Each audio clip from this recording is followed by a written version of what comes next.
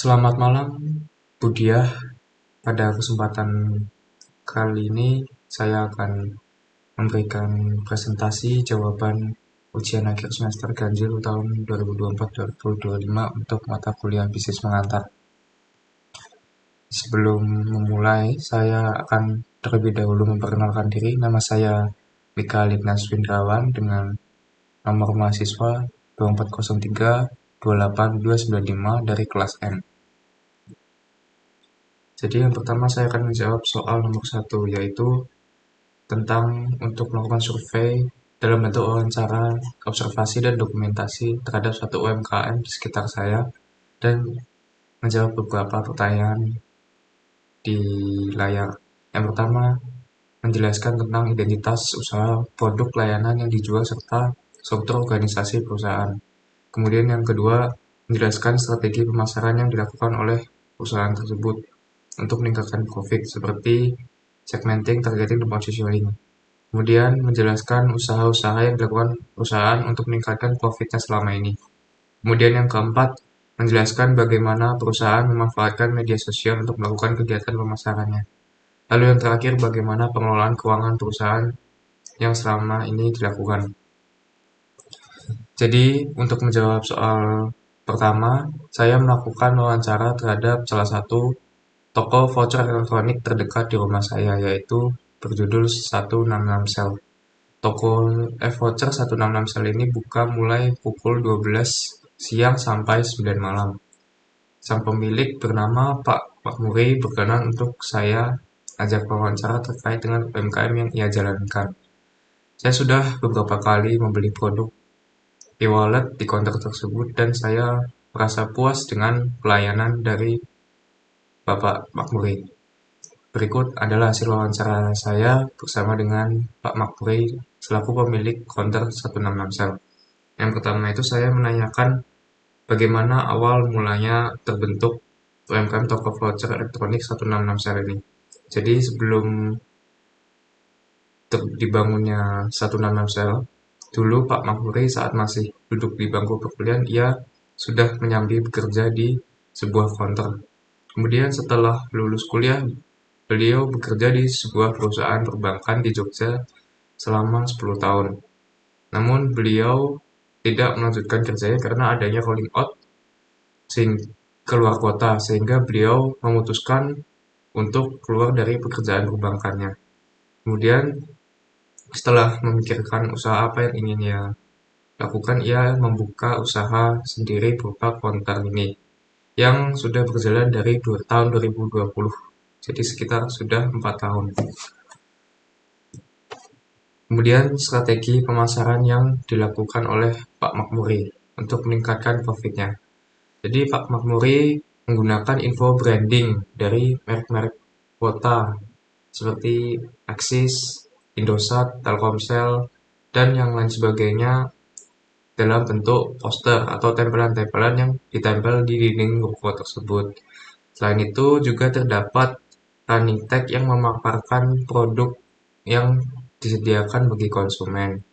Kemudian Pak Makmuri juga membuat papan yang juga menyediakan informasi tentang produk-produk yang disediakan. Dan juga ada kebutuhan elektronik yang dijual sebagai sampingan seperti kabel cas dan juga earphone. Kemudian ada sasaran pasar yaitu warga sekitar serta masyarakat umum. Kemudian usaha-usaha yang dilakukan perusahaan dalam meningkatkan profit. Jadi Pak Makmuri meningkatkan profit melalui peningkatan kualitas pelayanan melihat dari sisi kenyamanan, keamanan, dan trust dari pelanggan. Selain itu, Pak Makmuri juga memanfaatkan aplikasi yang sedang promo. Misalkan aplikasi Gojek sedang promo sedangkan Grab tidak. Ia memilih untuk transfer menggunakan Gojek sehingga ia mendapat untung yang sedikit lebih tinggi. Kemudian, apakah Pak Makmuri juga memanfaatkan media sosial dalam melakukan kegiatan pemasaran? Menurut Pak Makmuri, beliau tidak menggunakan media sosial karena ia belum mempunyai akun resmi untuk mempromosikan counter e-vouchernya. Namun Pak Makmuri itu memanfaatkan Google Maps di mana kontraknya sudah terdaftar di situ dan banyak orang yang sudah melihat ulasan dan saran tentang counter Pak Makmuri ini, sehingga berdasarkan pengalamannya beliau juga banyak mendapat customer baru dari mereka-mereka yang mencari di Google tentang counter 166 sel ini. Lalu bagaimana pengelolaan keuangan usaha 166 sel selama ini? Jadi Pak Makmuri mengelola keuangan dengan melakukan pembukuan selama 3 hari sekali dengan menggunakan buku fisik dan Excel. Hal ini bertujuan untuk mengetahui rata-rata keuntungan per hari berdasarkan jumlah customer.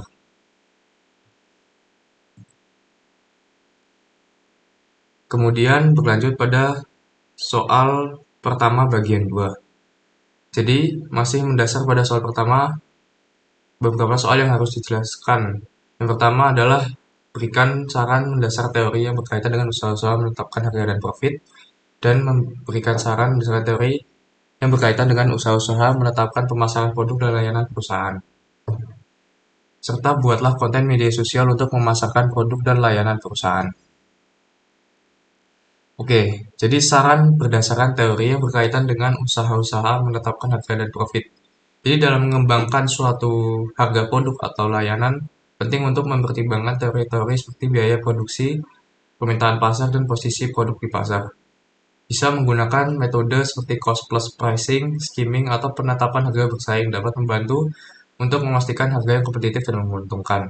Selain itu, memahami elastisitas permintaan sangat penting agar harga yang ditetapkan tidak terlalu tinggi ataupun terlalu rendah, sehingga dapat meningkatkan profitabilitas tanpa mengorbankan volume penjualan. Kemudian, saran berdasarkan teori yang berkaitan dengan usaha menetapkan pemasaran produk dan layanan perusahaan. Untuk pemasaran produk dan layanan, teori yang baik melibatkan segmentasi pasar, targeting, dan positioning yang tepat. Ini mencakup 4P, yaitu produk, harga, tempat, dan promosi. Serta positioning yang kuat memungkinkan perusahaan untuk menjaga audience target dengan efektif.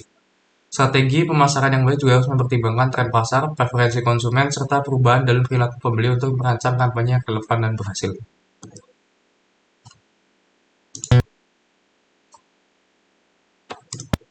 Berikut selanjutnya saya akan menunjukkan video konten media sosial untuk memasarkan produk dan layanan perusahaan.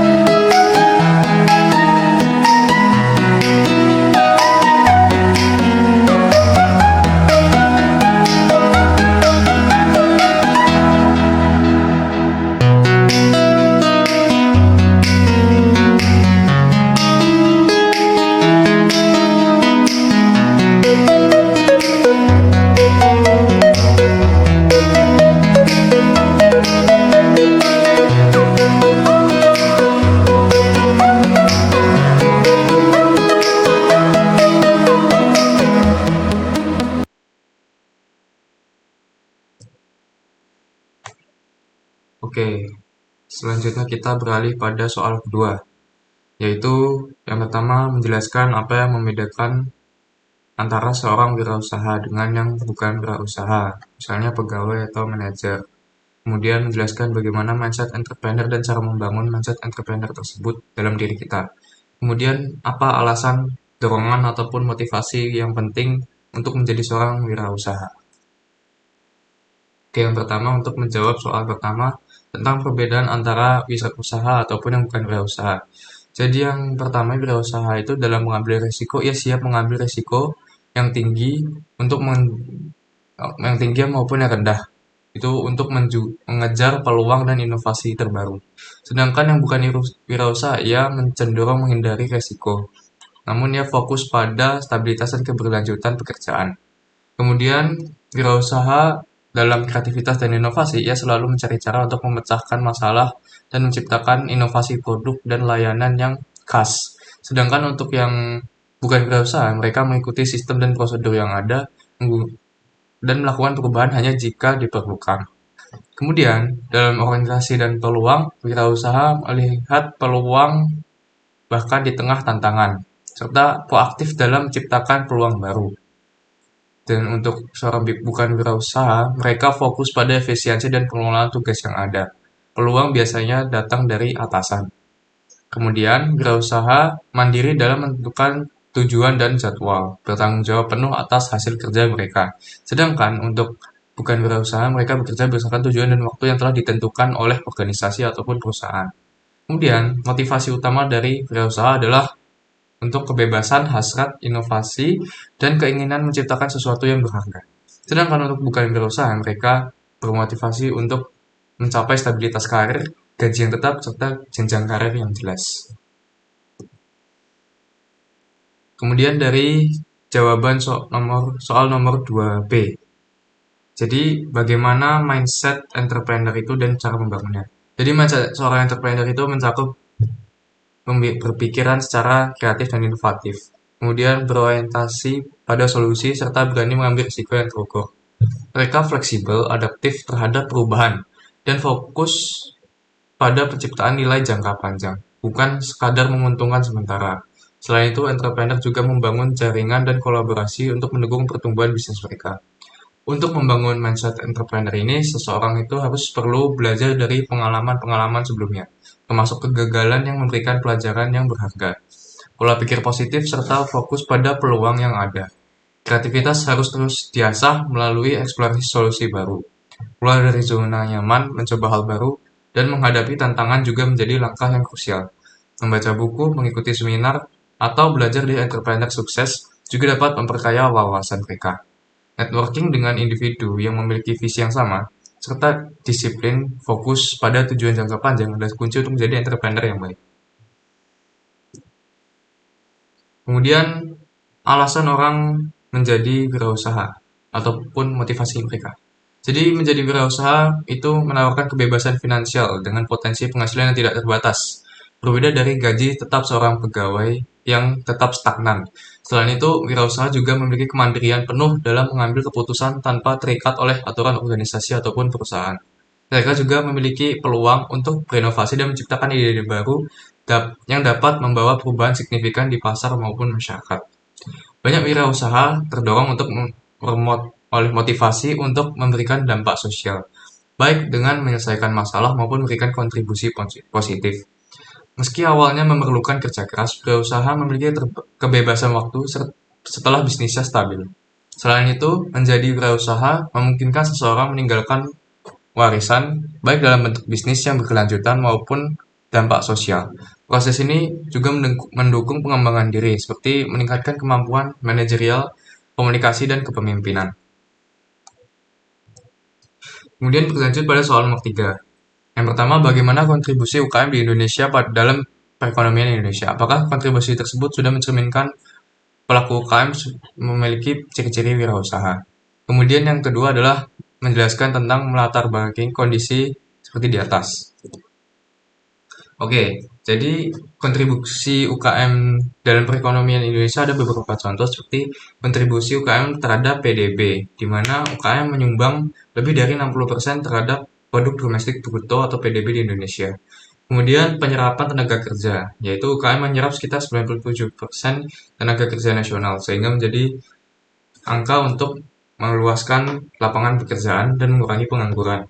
Kemudian sebagai penyumbang devisa negara, beberapa UKM terutama di bidang ekspor seperti kerajinan tangan, makanan olahan, dan tekstil berkontribusi signifikan terhadap peningkatan devisa.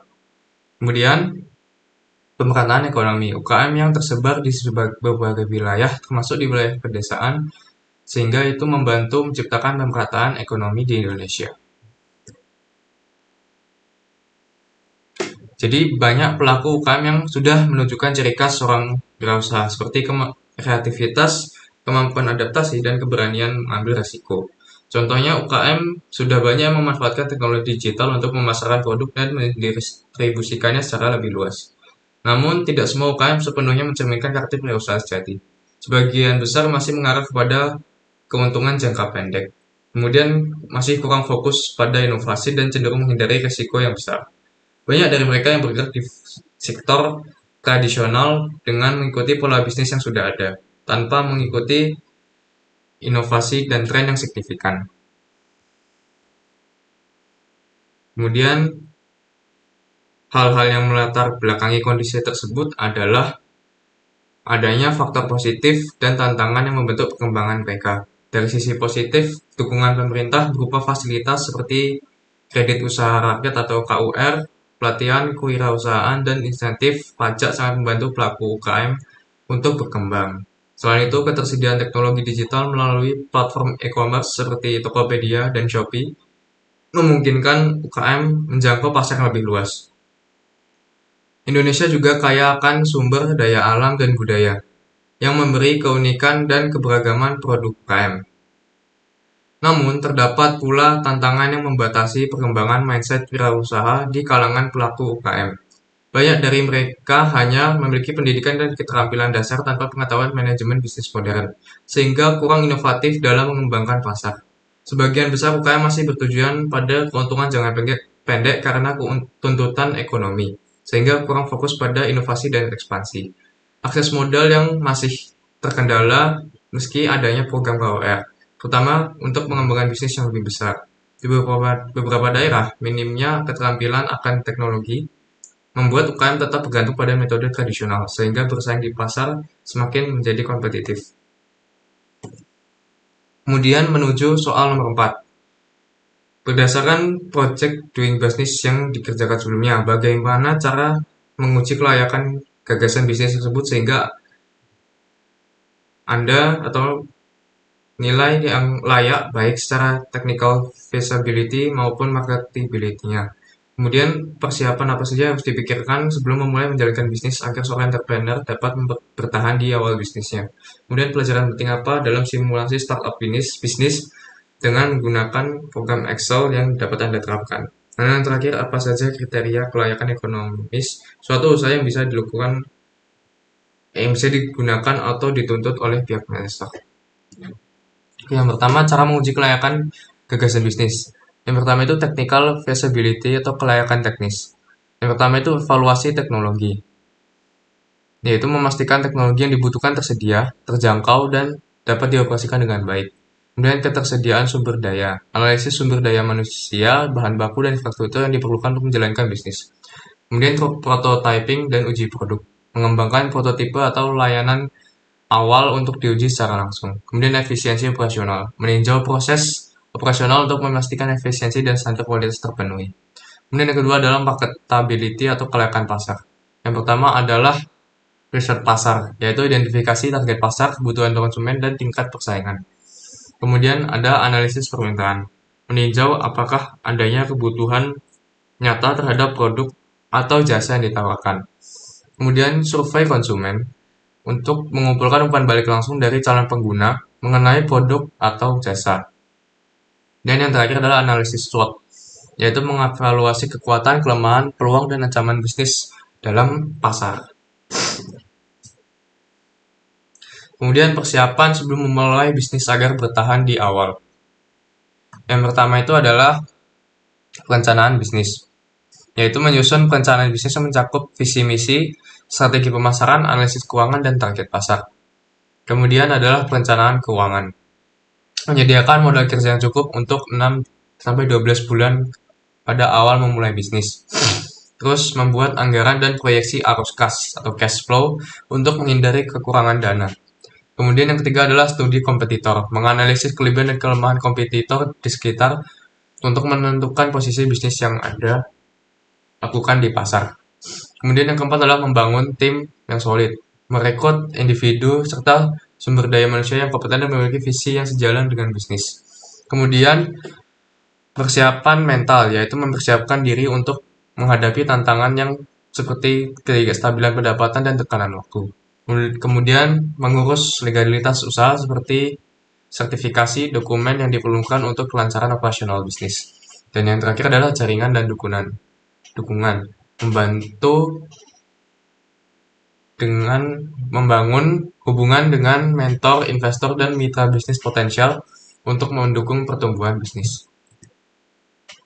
Kemudian yang C, pelajaran penting dalam simulasi startup bisnis menggunakan program Excel. Yang pertama itu pentingnya itu proyeksi keuangan. Simulasi menggunakan Excel itu mengajarkan gimana membuat proyeksi pendapatan, pengeluaran, dan arus cash flow. Ini membantu untuk membuat kebutuhan modal awal dan titik impasnya atau break even point. Yang kedua itu adalah analisis risiko. Itu melalui simulasi program Excel ini kita juga mencoba berbagai skenario untuk mengantisipasi risiko dan mencari solusi yang tepat. Kemudian pentingnya efisiensi operasional. Excel ini membantu untuk menganalisis hubungan antara biaya operasional dan pendapatan, memungkinkan pengambilan keputusan untuk meningkatkan efisiensi. Yang keempat adalah data driven decision making. Ini untuk keputusan berbasis data menjadi lebih akurat karena program ini memungkinkan simulasi berbagai variabel yang mempengaruhi bisnis. Kemudian terakhir adalah pemahaman struktur biaya dan harga. Ini simulasi Excel juga membantu menentukan harga produk atau jasa yang kompetitif namun tetap menguntungkan. Kemudian yaitu yang D. Apa saja kriteria kelayakan ekonomis suatu usaha untuk investor? Jadi yang pertama adalah return on investment atau ROI. Menilai seberapa besar pengembalian investasi yang dapat diberikan dalam jangka waktu tertentu. Kemudian ada payback period. Itu mengukur waktu yang dibutuhkan untuk mengembalikan modal awal yang diinvestasikan. Kemudian yang ketiga adalah net present value atau NPV.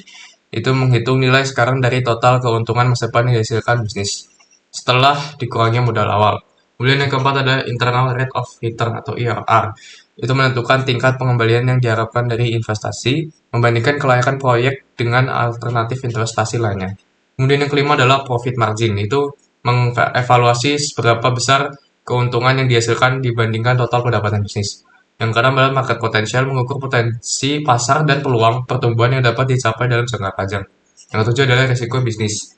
Itu mengevaluasi risiko yang mungkin timbul, termasuk risiko keuangan, pasar, dan operasional. Dan yang terakhir adalah exit strategy, yaitu menyusun rencana bagaimana investor dapat keluar dari bisnis, misalkan yang melalui penjualan saham ataupun akuisisi.